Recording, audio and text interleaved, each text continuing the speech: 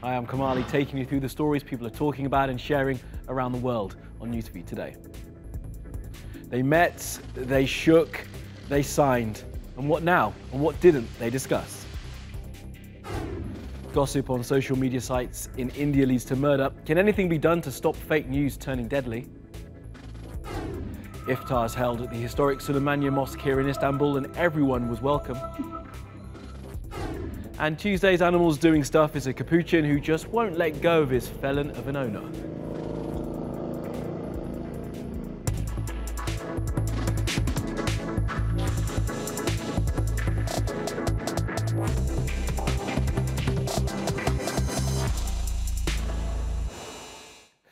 Well, top of our newsfeed and probably yours, when Kim met Donald. Now, you will have seen coverage of their handshakes, their little stroll. They're standing in front of flags on every single screen you would have glanced at. Now, something historic may have been agreed. One word you're going to hear a lot about is denuclearization. But what wasn't in the deal? Here's Tamina on the topic Trump called a rough situation in his post-summit media conference. Did Trump's meeting with Kim address alleged human rights abuses in North Korea? The country's human rights record is one of the worst in the world. Tens of thousands of people accused of political crimes are in North Korea's work camps and prisons. They face starvation, torture, labour, execution, and no chance of release or escape. You can't practice your religion freely, but you're told to worship the Kim family, who've ruled for 3 generations. And there's no independent media. The only information you'll get is from state media. Some defectors have managed to escape from North Korea. My mother allowed herself to be raped in order to protect me.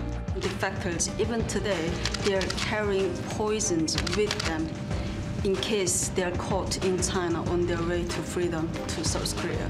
They would rather die, kill themselves, than be repatriated to North Korea and suffer horrifying results from the regime. North Koreans still lack basic freedoms. The government controls all employment and wages in the country. Those who try to speak out against the regime put their lives on the line. The government routinely executes political prisoners, carrying out 340 public executions from 2012 to 2016. So while a deal on denuclearization may be a big achievement, has Trump turned a blind eye to North Korea's human rights abuses? All right, let's take a look at what else is trending on social media. Now, the Super Eagles are on their way to Russia, and Nigeria are the sharpest dressed side at this year's World Cup. The team are here wearing buba and sokoto with eagle wing style embroidery on the chest. And these super suits come after the team's kit and training tops sold out in the minutes they went on sale last week. Now, if Nigeria can be any good as their tailor is, they're sure to make an impact. And that's not all, folks. Warner Brothers say they are rebooting their classic cartoon series, the Looney Tunes. That means Bugs Bunny, Wile E. Coyote and Roadrunner and the whole crew will soon be back on our screens. Happy days.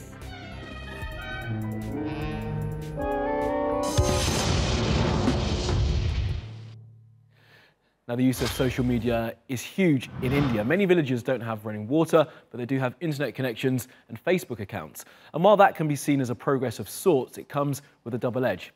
The proliferation of social media, particularly messaging apps like WhatsApp, have led to rumours and whispers developing into something far darker. Nia Punia takes up the story. Fake news has now become a global catchphrase, thanks in part to Mr. Donald Trump. But here in India, fake news is actually claiming lives as well.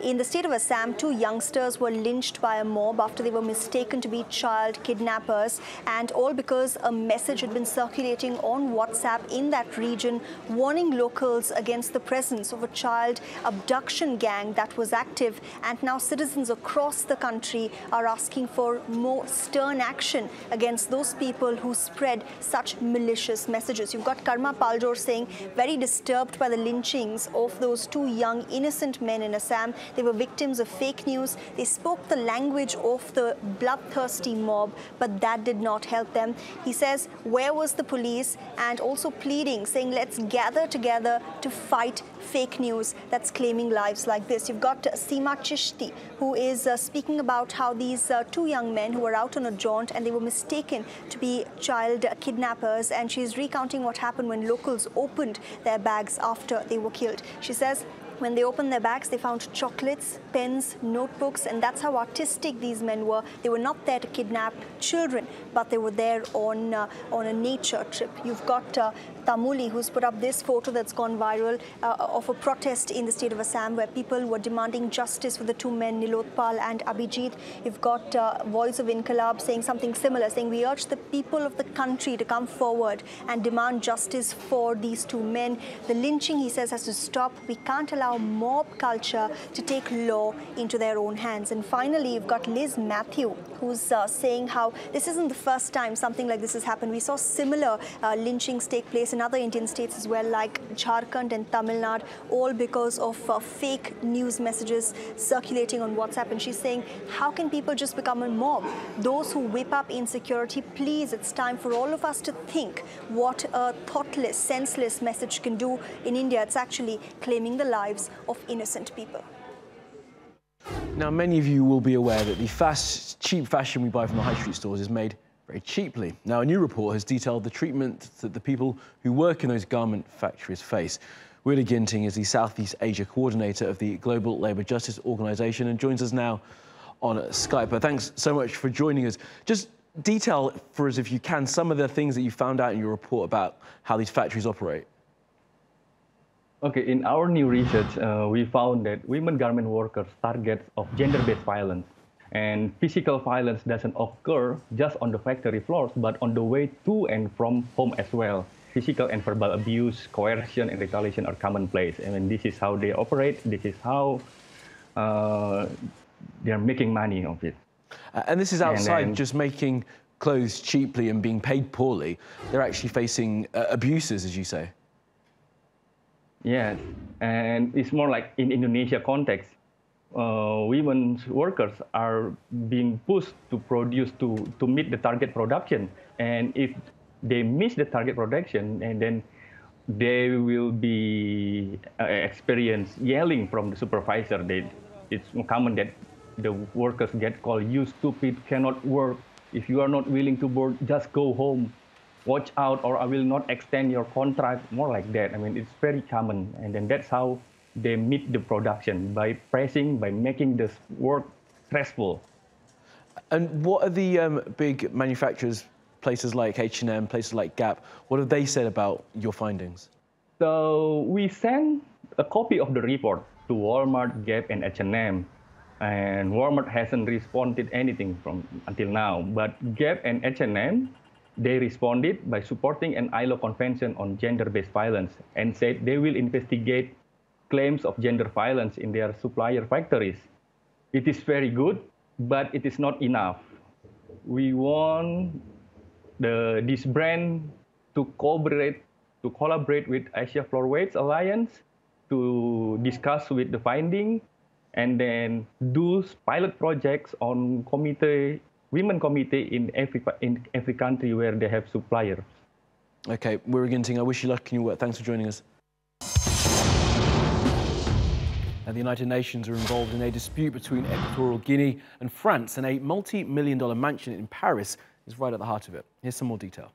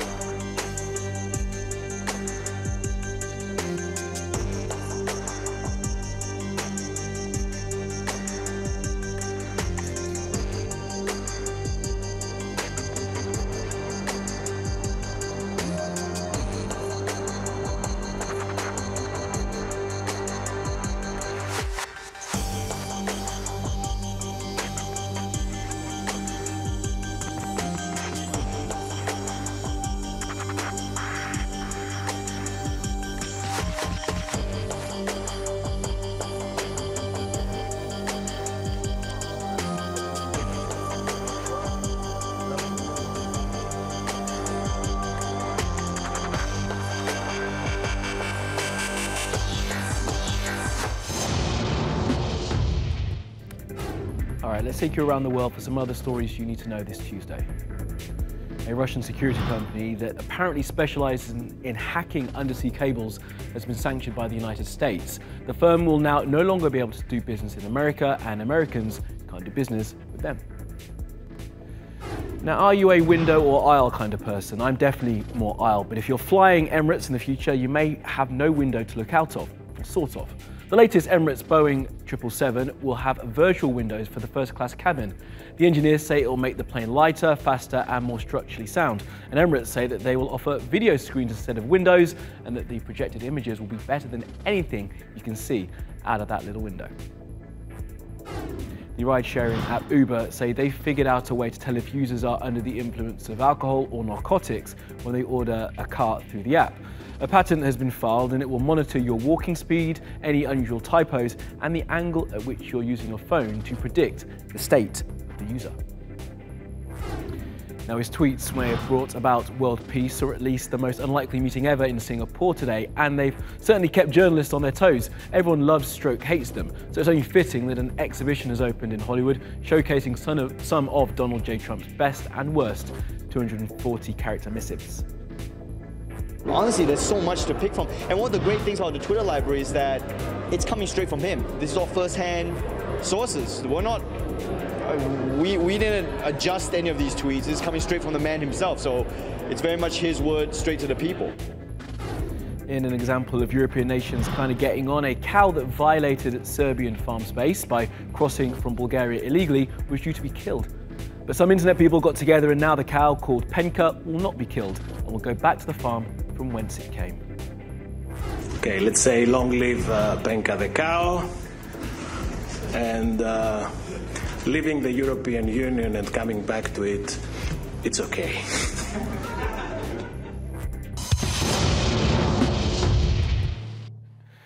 Now, more than 1 billion Muslims around the world have been observing the holy month of Ramadan for the past 3.5 weeks, and Eid brings it to an end this Friday. Now, every evening at sunset, Muslims have been breaking their fast with iftar, and one of Istanbul's most famous and beautiful mosques, Suleymaniye, has held one for everyone.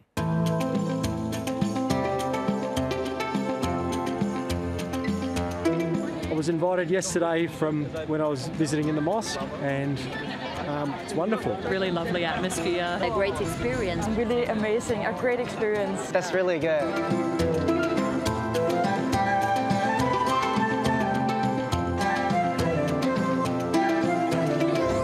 We would like to share our food.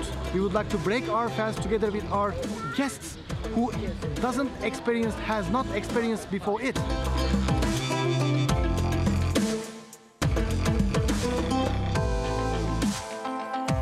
We came here yesterday to visit the mosque and met the volunteers, who were fantastic. They were very friendly, and we had a lot of questions about the mosque and about Ramadan, and the volunteers were really helpful. We see that we're something so much in common. We understand each other more, so it's just easily break the stereotypes that we have before.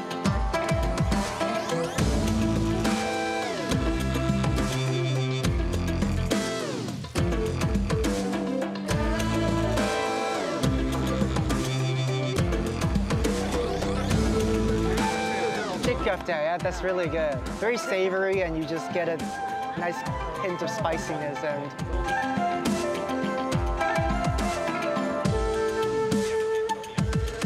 since they meet our volunteers, at least they get some, ideas about our faith, about our practices.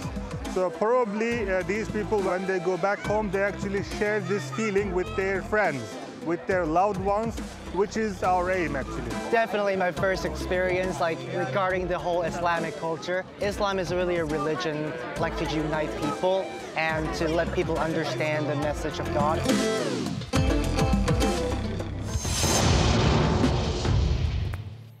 Well, it's Tuesday, we've got an animal doing something, and this capuchin will just not let go of his owner, even though his owner had just been arrested for stealing a car. The monkey will not let him go. As you can see now, the man was in trouble. He was eventually charged with Grand Theft Auto and possession of a wild animal without the relevant permits.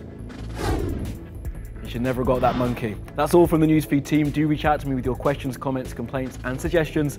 I'm at Kamali Melbourne. You'll find us 24/7 on Twitter, YouTube and Facebook. Follow, subscribe and add. See you again tomorrow.